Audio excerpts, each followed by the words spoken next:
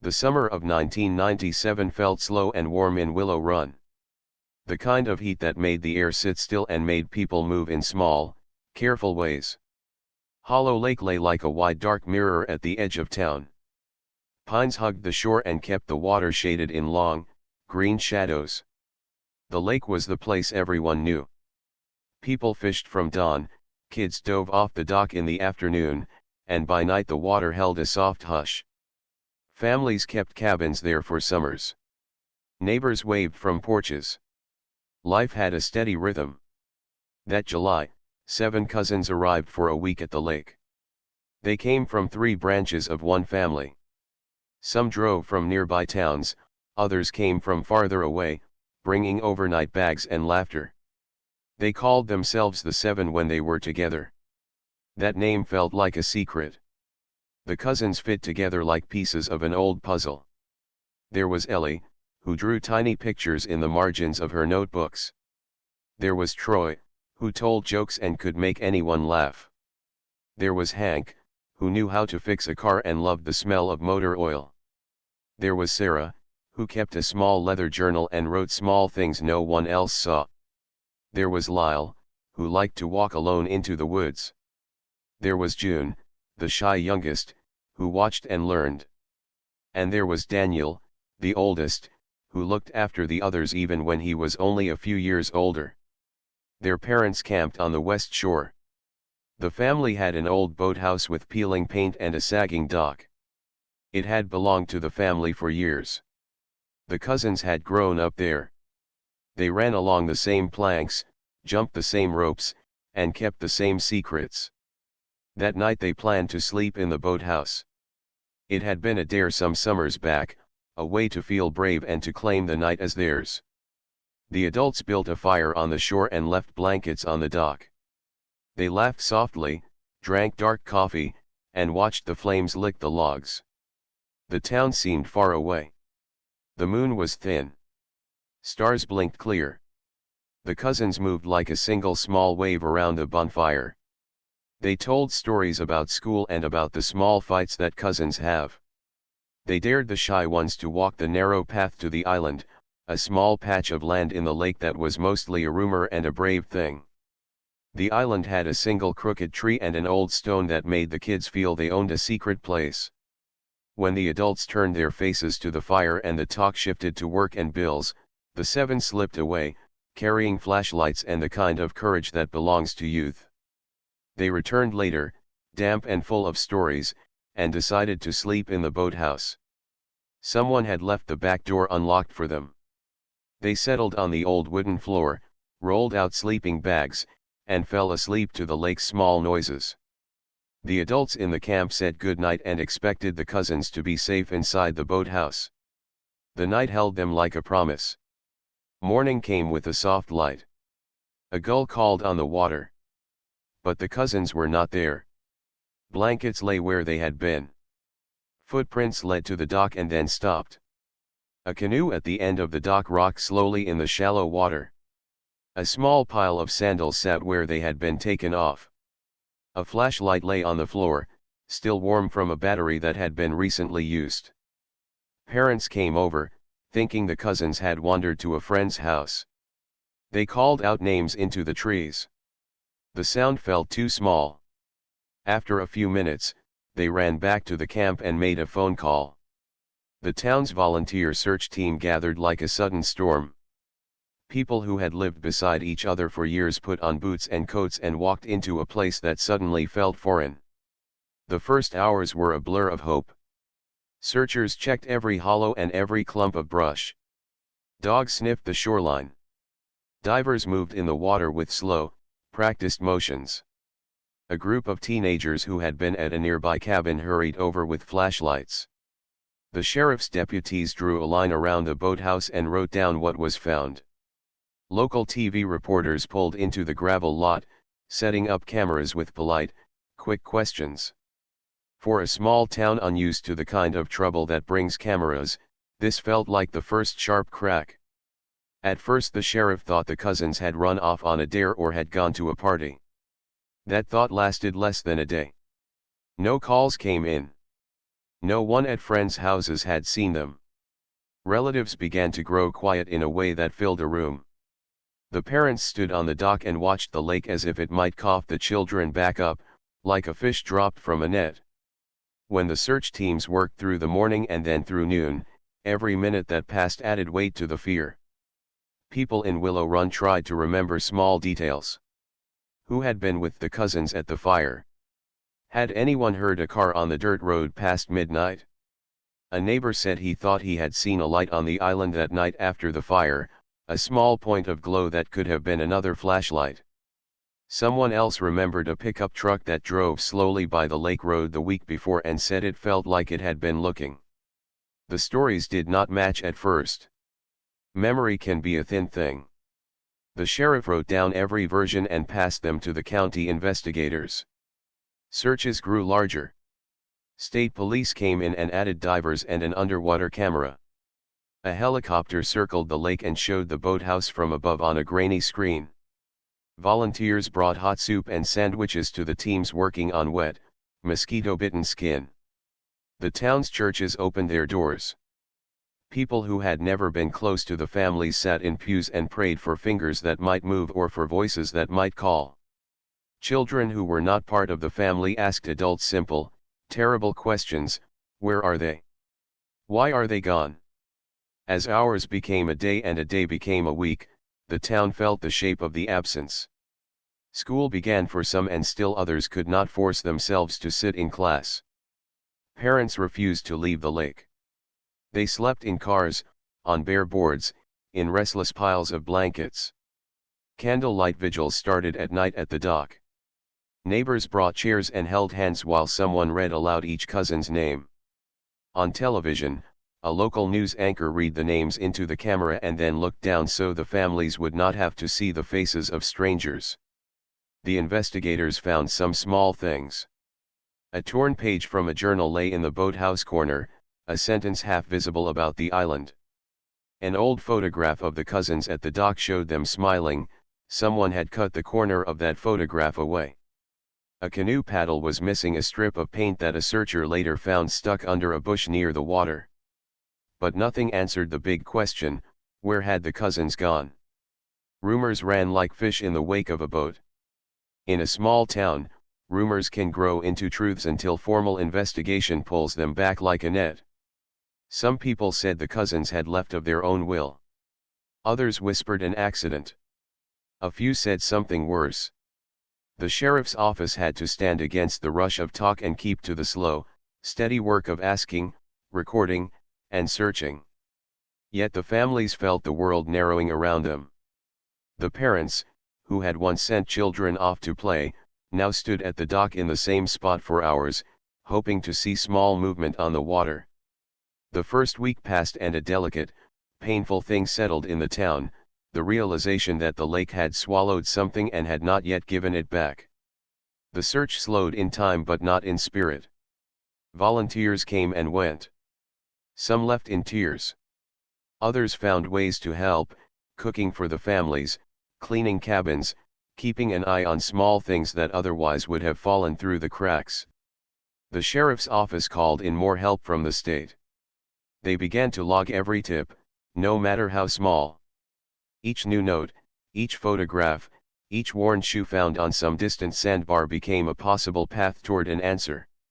As summer turned toward fall, the official searches could not keep the same level of intensity. Money runs out. People return to jobs. But the families did not stop looking. They patrolled the lake on their own, rechecked the island, and kept the memory of the night alive with small things: a folded shirt, a note, a candle at the boathouse. Willow Run changed the way it walked by the water. Where once people had casually dipped toes in the lake on long afternoons, now they paused. Children were told not to go near the island alone. Parents watched more closely. The empty corner in the wood of the boathouse where the seven had once slept felt as if it might hold a secret if anyone would wake it. The disappearance of the cousins made a hollow in the town's rhythm. It was a shape people could not ignore. The families gathered and tried to protect one another. They pushed the sheriff for more answers and complained when investigators ran into dead ends.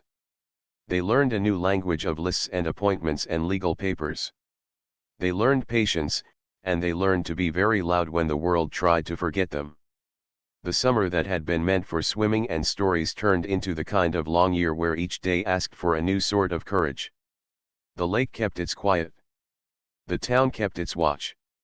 The seven became a name people said in small, careful voices, and the search for them became something the town carried like a heavy, shared coat. The years after that summer moved like a slow tide. Some days the town of Willow Run felt almost the same. Shops still opened. The postman still whistled. But most days it felt different in ways people could not name. The empty spaces at holiday tables did not fill. The small chairs at family barbecues stood still. The lake kept its quiet, but the quiet took on a weight that would not lift. The families tried to live. They went to work. They paid bills. They mowed lawns. But their mouths learned to stop when the word the seven came up.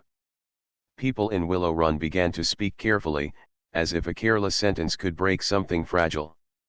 The parents of the cousins aged faster than other parents. Lines formed at their eyes and mouths. They grew smaller in the shoulders. They learned to live with a calendar that held days that should have been full of laughter. Detectives came and went.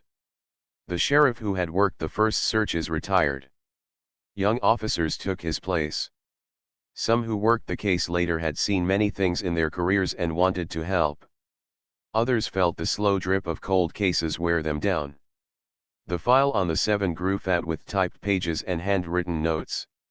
Each new officer read the same reports and tried to find something missed. They re-interviewed witnesses. They walked the same shoreline again.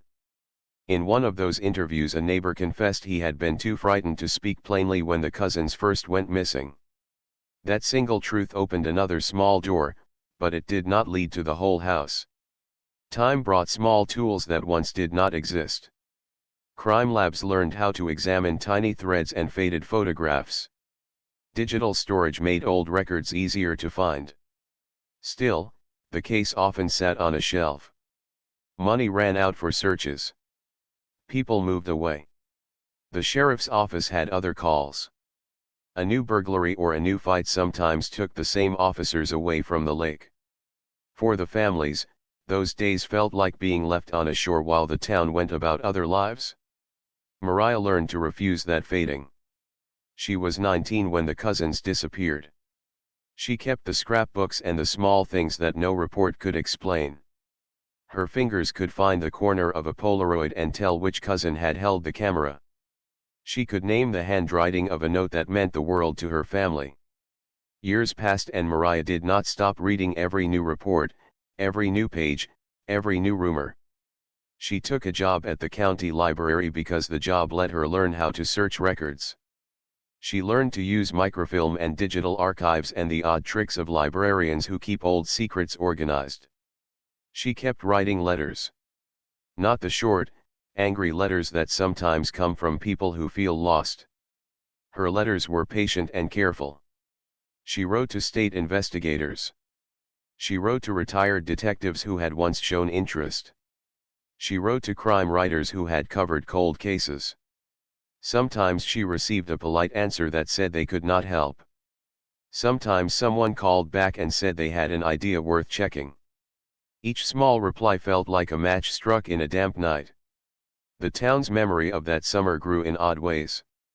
For some people the cousins became a story told with the parts that fit into everyday living, the time Troy fixed a neighbor's lawnmower, the way June used to hide sweet tarts in her pocket, how Daniel had always helped June tie her shoes. For others, the memory hardened into suspicion and blame. Old friendships split. Two men who had shared tools for decades no longer stood on each other's porches. Some would cross the street to avoid a look. Others moved away and took their silence with them. Small things surfaced over the years, like driftwood hitting the rocks after a storm. A fisherman found a single worn sneaker on a distant sandbar. It matched a brand sold in many stores. Tests could not tie it to any one cousin. A rusty toy boat washed up. A local teenager found a small metal charm in the weeds. Each finding breathed life into hope, then left the families empty when the proof was not enough to answer the deeper questions. Volunteers still walked the shoreline on warm days, and sometimes a small crowd joined an organized search on the island. They scanned the ground with metal detectors and picked through leaf litter.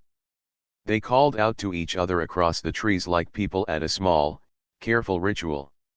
The unlocked box that had been found in the sheriff's office storage was the kind of thing that made heads bend. No one could explain how it had been forgotten for so long. Inside were items that seemed to carelessly slide in and out of meaning: an old note with a rough sketch of the island, a Polaroid with the cousins on the dock and 3 shadowed figures behind them, and a worn leather strap that matched a photo of a bracelet on one cousin's wrist. The box was small but heavy, with the kind of weight that makes people look again. A retired state detective named Harris read Mariah's letters and agreed to take another look. He had a steady habit of going through old cases like someone going through an attic, careful, patient, not surprised to find dust. He found things that had gone unnoticed. A witness statement that had been taken without a recorder. A number in the margin of a report that matched a phone log listing from a nearby town. Small mismatches in dates. Harris asked the sheriff's office to let him reopen lines of inquiry. The county hesitated at first, wary of old wounds and the cost of new work. But Mariah had gathered a small group of neighbors and cousins who would not rest. They held fundraisers. They wrote letters to state officials. Their push was quiet but steady. New technology helped in other ways. A graduate student in forensic anthropology read a long article about the case and wrote an email offering help. She suggested new ways to preserve old fibers and to cross-check archival phone books. A journalist's feature brought attention again. The piece was careful and kind. It did not make claims. It asked questions. It showed the faces of the cousins as ordinary people whose ordinary lives had been interrupted. The article made strangers care. It made some people call with small memories they had kept because they thought nobody would listen. Those calls mattered. A woman who had not come forward in 1997 because she feared gossip finally spoke about a pickup truck that had lingered on the lake road. A teenager who had been at a friend's house that night remembered the sound of a motor and the echo of a shout in the dark. Memory is a strange thing. It hides small facts until something else brings them into light. A photograph, a news story, or a question asked in a gentle way can wake an old detail. Each time someone told a new piece, the detectives added it to a map in the office and traced possible movements across the night. The families kept their own rituals of searching. Each summer, Mariah and others organized a volunteer day on the lake. They called it a search and a remembrance. People from other counties came with boats and metal detectors. They moved in quiet lines across the shore, scanning like people trying to read a message left in sand. They found small things: an old tin can, a brick, a child's plastic ring, and each finding was both sorrow and a promise.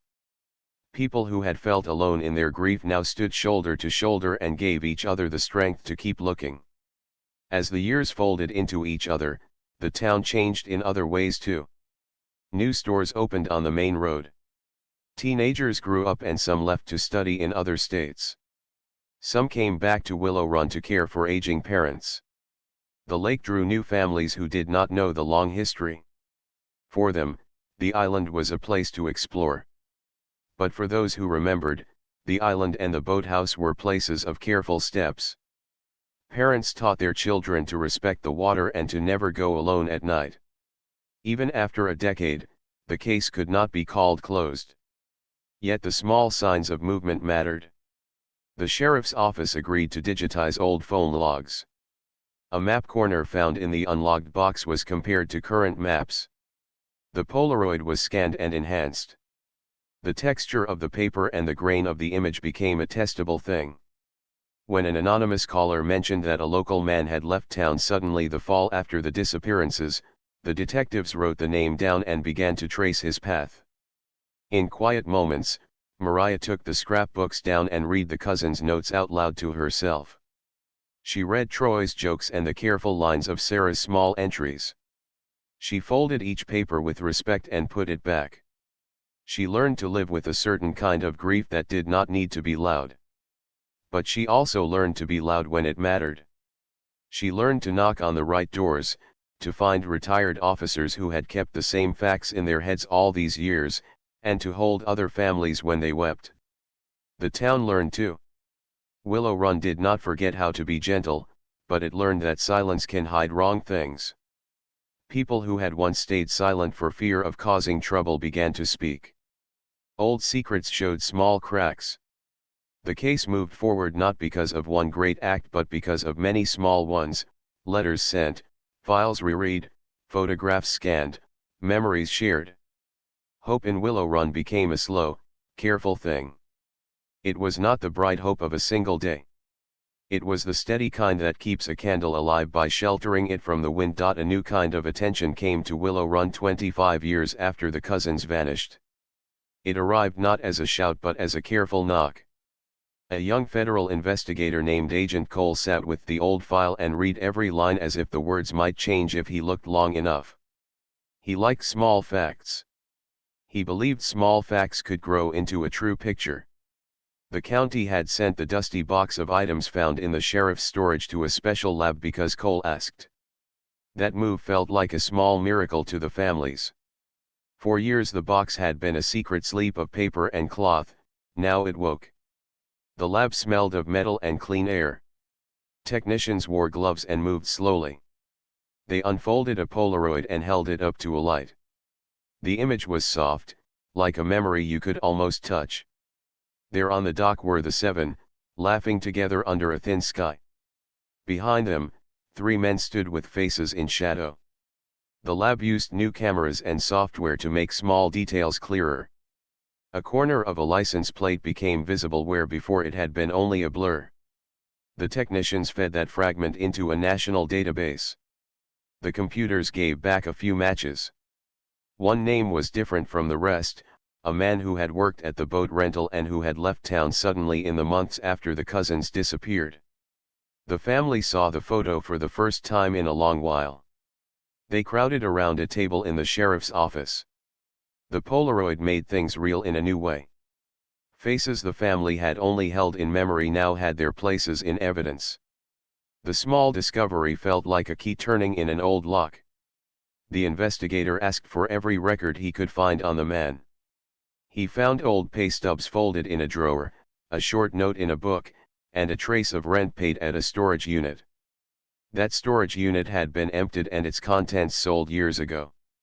It took the agents months to follow the trail from buyer to buyer, from one dusty building to another.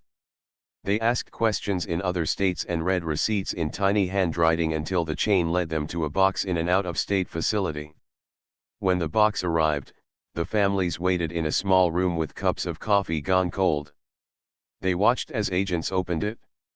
Inside, wrapped in newspaper, lay a jacket with a missing button, a small keyring with a lake charm, and a VHS tape in a paper sleeve. The handwriting on the sleeve matched a note found in the boathouse box. Agents felt the air change. Old things do not always speak, but sometimes they keep a voice long enough for someone with patience to hear. The tape was brittle at its edges and smelled faintly of old smoke. The lab carefully cleaned it and found a player that could read the old format. The screen lit and showed a brief scene from that summer. A hand held a camera at the boathouse. Laughter, a splash, a shout. The 7 on the dock, close and bright, as if the camera had wanted to keep them. Then a figure crossed the frame and stood behind them. The face was low in the shadow, but a voice called a small name that made one of the parents weep aloud because it was a word only their child ever used. The tape stopped. The last frames blurred into darkness. It was not a full answer, but it was proof that the cousins had been near others that night. It was proof that the night had been watched. Agent Cole took the new pieces and began to build a timeline. He pulled bank records, old phone logs, and property deeds. The man's financial troubles showed a quick move away from Willow Run in the months after the disappearances. He had owned a small strip of land near a private inlet close to the island. The inlet had once been a place fishermen liked for its cover and quiet water. No one thought much about the inlet now. It was a place where reeds grew tall and where the sand looked like a buried book. With permission from a judge, the FBI used ground-penetrating radar along the inlet's shore. The device sent a small pulse into the earth, and a screen painted a picture of the ground below. The screen showed an odd disturbance, a place where the soil looked like it had been moved and then covered. Teams dug in that place with careful hands and slow shovels. They worked with archaeologists and detectives who knew how to put the pieces of a past back into order. The first items came up small and careful. A toy bracelet one of the cousins always wore lay under the clay. A plastic ring with a name scratched on the inside came out with the dirt. A small metal charm matched a charm in a family photograph. The items were not a full story, but they were pieces that had been missing for 25 years. The families who watched stood near, quiet as if they might break the moment. The object that made one mother drop to her knees was a tiny, faded sticker from a fair the children had visited that summer. It was the kind of small thing no one would think to hide, and yet it had been buried. For the first time since the disappearance, physical proof tied the seven to the inlet after the night they had last been seen at the boathouse. It changed the meaning of rumor and memory in Willow Run. People who had once said maybe they left now felt the ground of their certainty shift. The evidence did not explain everything. It did not give names to all the shadows. But it made clear that the place had been used in the hours after the cousins disappeared. Agents arrested the boat rental worker for lying about where he had been and for being linked to stolen property. Officials charged him with obstruction and false statements. He denied harming anyone. He said he had been near the boathouse and had taken some objects later when he thought they were abandoned. He said he had hidden them because he was scared of losing his job and his chance to pay his debts. His story sounded small and shaky beside the weight of the items found. The arrest cracked open old fears like a dry branch. People who had been afraid to speak found they could now say things with less fear. A retired neighbor, who had once been a friend of the man arrested, came forward to tell investigators he had seen a light on the island that night and had heard voices that did not sound like the cousins alone. A former employee of the boathouse, who had never told the sheriff what he knew because he was frightened of the man who had owned the boathouse, finally told a small but important detail: there had been a short argument there the week before the disappearance. The man who had owned the boathouse had died years earlier. His death had been sudden and left questions the town had not wanted to ask. Agents learned the dead man had once been close with the arrested man. Business records and old letters showed they had shared work and sometimes money. The dead man had owned the boathouse for a time and then sold it under quick circumstances. The old records had dust on them, but detectives read each line as if it might hold a code. The dead man's path and the arrested man's path crossed in the paper trail in a way that suggested more than friendship. It suggested shared nights and shared secrets in the years around 1997. Investigators broadened their inquiry. They found a small network of people who had moved mysteriously after the cousins vanished. Some left town with little explanation. Others stayed and grew quiet. Agents interviewed each one with careful questions. Not all were guilty of wrong. Many had simply been afraid to be involved. Over time though, the pattern grew clearer. People had hidden small things: beer cans burned in a yard the week after the disappearance, a pile of clothing moved to a different property, a canoe with a replaced paddle. Each small act, by itself, could have had innocent reasons. Together they formed a net of movement around the night the seven went missing. The more the agents learned, the more the town changed. Old loyalties bent under the pressure of new facts. Families who had kept to themselves now sat in the same rooms with detectives and told what they knew. Some hid behind silence and did not want to face the past. Others felt relief to unburden themselves. The arrested man's first court hearing filled the small county courthouse. People sat with the same quiet faces they had worn in the years after the disappearance. For some, the facts brought a kind of relief. For others, it brought a fresh wave of sorrow. Agent Cole and his team did not promise miracles. They knew evidence does not always answer every human question. What it can do is make mistakes visible, reveal paths that once were hidden, and give families the small proof that someone looked. The items from the inlet were catalogued, photographed, and placed in secure evidence boxes. The families were given copies of the photos. They took them home like talismans. That night, for the first time in a long time, a group of parents sat together on the dock and spoke softly about the small charms and toys, as if saying them aloud might hold the cousins close. The discovery had not yet solved the whole case. But it shifted it. A quarter of a century of silence had been pierced by careful work, new tests, and the courage of people who would not let the story sleep. The town of Willow Run felt the change in its bones. The lake stayed the same in surface, calm and careful. Below, though, layers of earth and memory had been turned, and proof had risen where once there had been only fear. The families found a thin kind of comfort in knowing the seven had not simply vanished into nowhere. They had been there, in the inlet, and that truth opened the door to more questions and, this time, the chance that answers might finally follow. The courtroom smelled like paper and old wood. Sunlight came through tall windows and fell on rows of people who had come to see what the law would do with the truths that had been dug from the inlet. Willow Run had not seen a case like this in many years. The small county courthouse filled with faces that knew one another. Some faces were pale with hope. Some were tied with fear. Families of the seven sat together near the front, hands folded, eyes steady. They had waited a long time for a place where questions could be asked aloud and answers could be required. The first days of hearings were not the dramatic scenes people imagined from television. They were careful, slow, and full of paper. Prosecutors pushed forward with the strongest charges they could make, given the evidence: obstruction of an investigation, possession of stolen property, and lying to federal agents. They explained why they had chosen those counts first. The attorneys said that the more serious charges tied to the disappearance itself needed more proof. The judge agreed that the government must move carefully. The families watched every page and every statement as if each could turn the tide. Witnesses came one by one. A retired detective described how small items like fibers and soil can show where a person has been. He spoke plainly, without show. A lab technician explained the methods used to enhance the Polaroid and to match handwriting.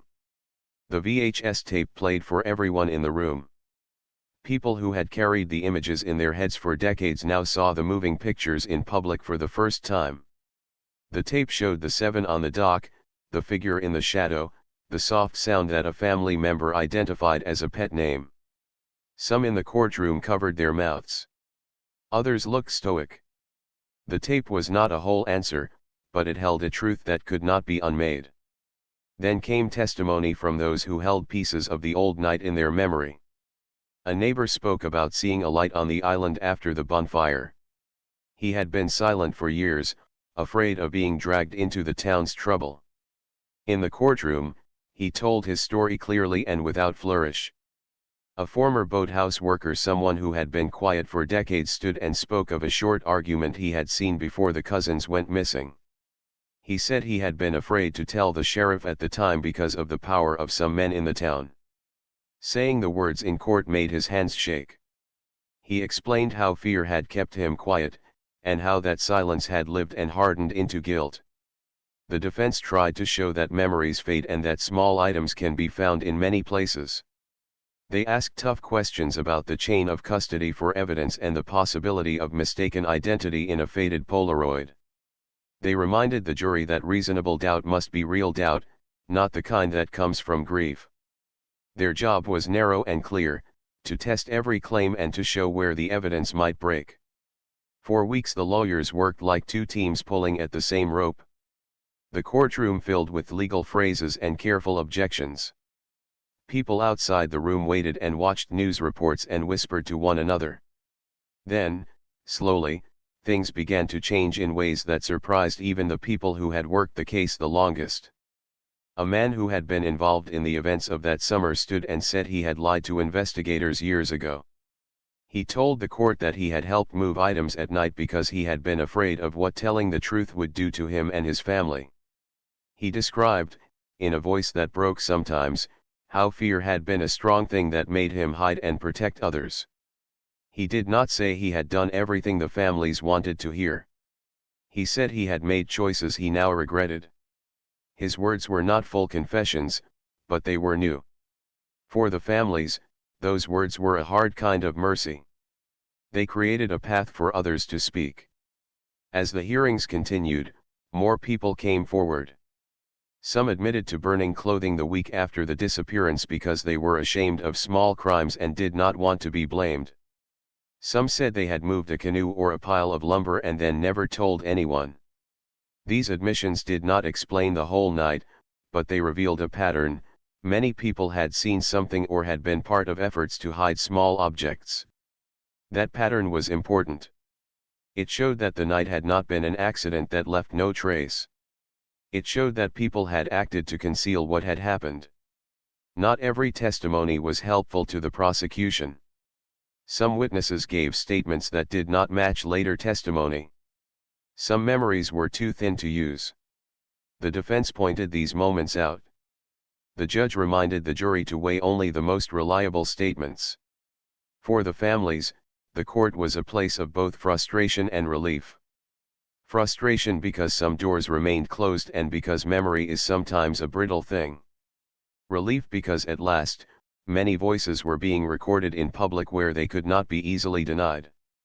Outside the courthouse, the town wrestled with the news. Grocery stores hummed with conversations about the hearings.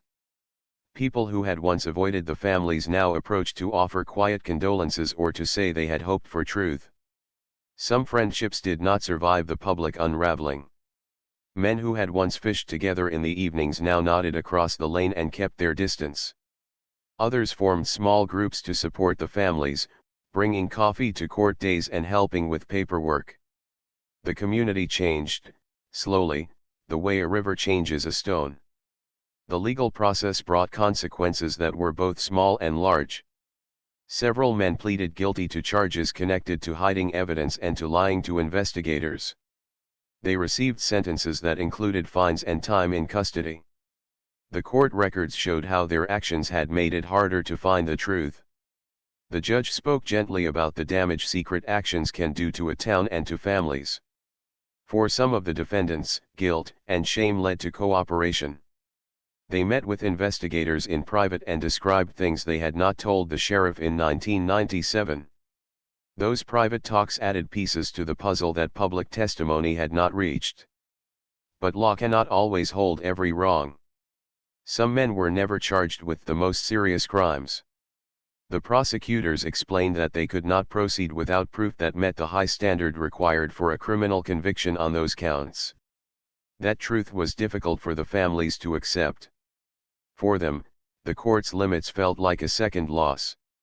The community tried to comfort them, but no words could change the fact that the law had to work with evidence and with rules that sometimes left gaps. Still, the trials changed the town in other ways that mattered. They cleared some names and stained others. They forced conversations that had been kept in darkness. They made it harder for people to pretend nothing had happened. Schools used the case as a teaching moment about how communities must care for one another and how silence can harm the weakest among them. The county changed its evidence rules and began to fund the storage and cataloging of old items. The sheriff's office adopted new procedures for taking statements, with recorded interviews and better tracking. These changes were not the same as finding the missing, but they were steps that might help other families one day. For the families of the seven, the court brought a complex mix of feelings. Some found comfort in the public record that proved their children had been there that night and that people had hidden the truth. Some felt anger that more could not be proven. Many felt tired. They had lived with grief for 25 years, and the court had forced them to relieve it. But there were also moments of gentle repair. Old friends who had stood by them for decades held hands in courthouse hallways. Mariah, who had never stopped pushing for answers, felt a small, steady pride. She knew the legal world could not give everything she wanted. But the work had changed something important. The town could not claim ignorance any longer. When the last hearings ended and the judge read some of the rulings, the families stood quietly. They did not cheer. They did not shout. They had learned to keep their grief close and their hope steady. Outside the courthouse, as people left into the afternoon light, some stopped at the small memorial near the library and lit candles. The lake would not forget, and neither would the town. The court had given them official words and records and a partial answer. That was not everything. But it was, at least, a form of truth written where truth could not be erased. In the weeks after the trials, Willow Run began to stitch itself back together. The repairs would be slow. Some relationships could not be mended. Some names would always be heavy on the tongue. But the work of law had done something practical. It had put facts into books that could be read and could not be hidden again. For the families, that permanence mattered. It meant that the seven had been seen clearly by others at last. It meant the town had to carry their story openly. And in that carrying, painful though it was, there was a new kind of safety, the kind that comes when a community chooses to notice rather than to look away. The lake kept its quiet. Hollow Lake still held the slow mirror of sky and trees. Summer evenings came and went, and people still fished at dawn and walked dogs along the shore. But Willow Run moved with another rhythm now, one that carried memory as part of the town's day-to-day life. The county courthouse file had pages stamped with dates and rulings. The evidence boxes sat in a new, climate-controlled room. Those small, practical changes mattered. They felt like something steady enough to hold a family's next breath. Mariah walked along the dock one warm evening not long after the court's decisions. She held a small paper lantern folded in her hands. Around her, other families prepared lanterns too.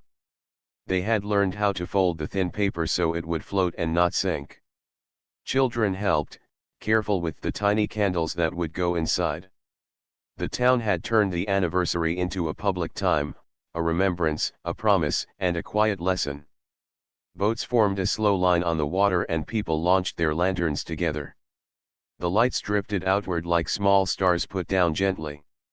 Mariah watched them settle and felt a small easing inside her chest. The lanterns offered no ending. They offered, instead, a way to carry loss forward with purpose. The families did not pretend everything was healed. There were days when the grief returned like weather, sudden and unwanted. There were nights when a parent woke and reached for a child who would not be there. But there were also new rhythms of work and care. Mariah and a few others formed a small foundation named after the cousins. It started with a modest account from donations and from a bake sale at the church.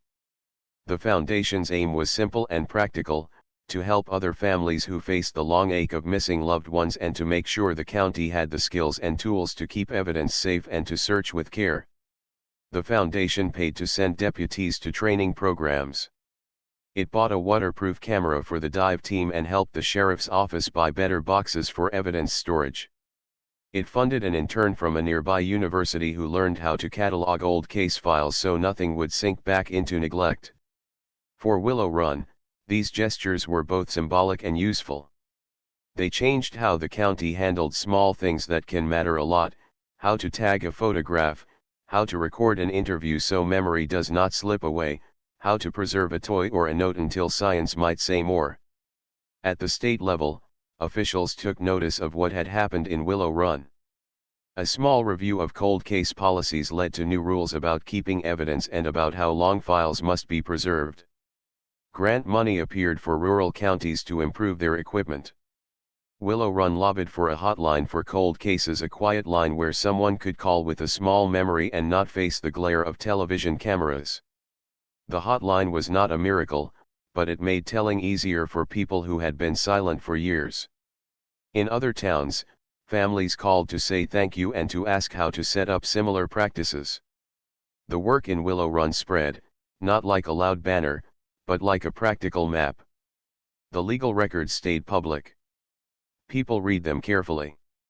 Those records were a kind of truth that could be read later by a grandchild or a new neighbor. They showed that the town had not let the case fade into rumor. They recorded testimony and facts that others might one day connect to something new. For the families, the permanence of record mattered in a way that was both plain and deep.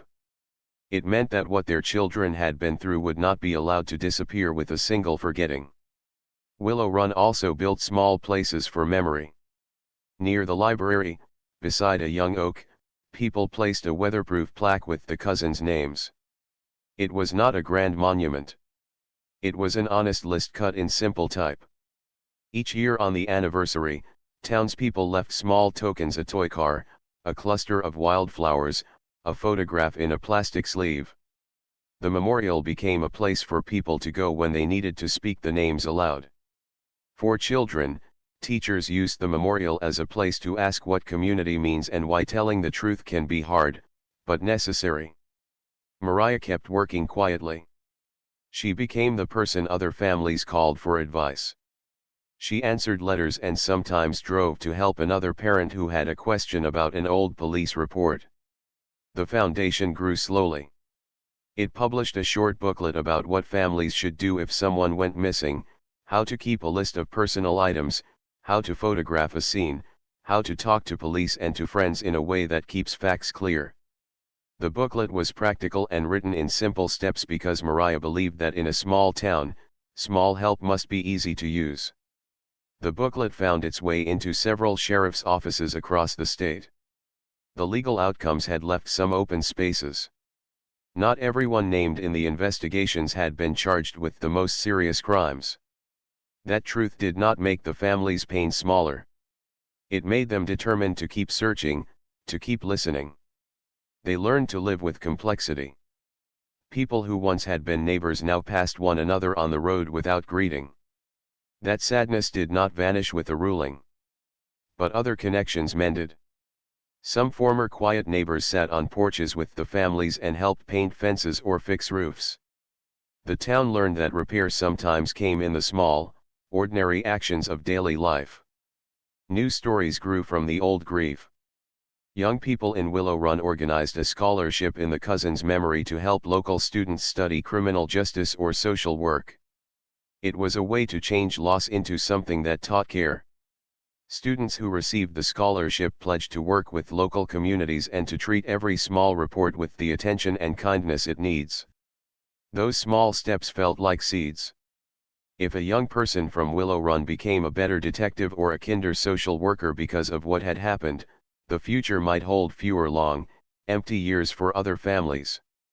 Years later, when reporters wrote about the case in summary, they used words like evidence and cold case, but the people of Willow Run said the story was also about the small work of living with memory. Mariah sometimes read those articles and felt tired and proud at the same time.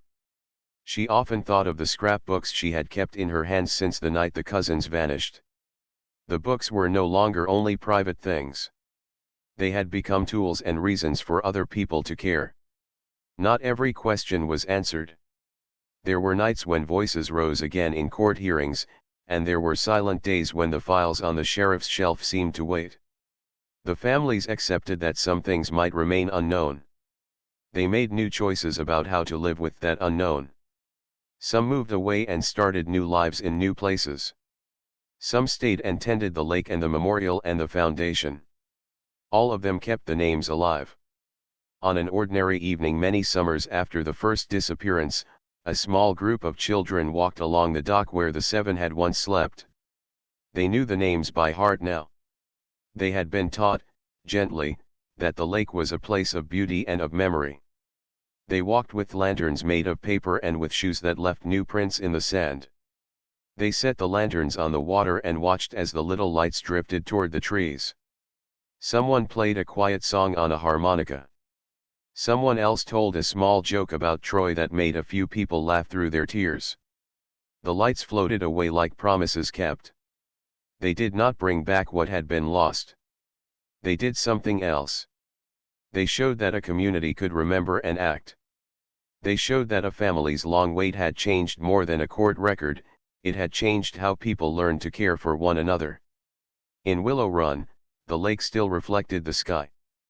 But the town had learned a new way to look at that reflection, one that kept names inside the ordinary days and did not let small lights fade into long silence.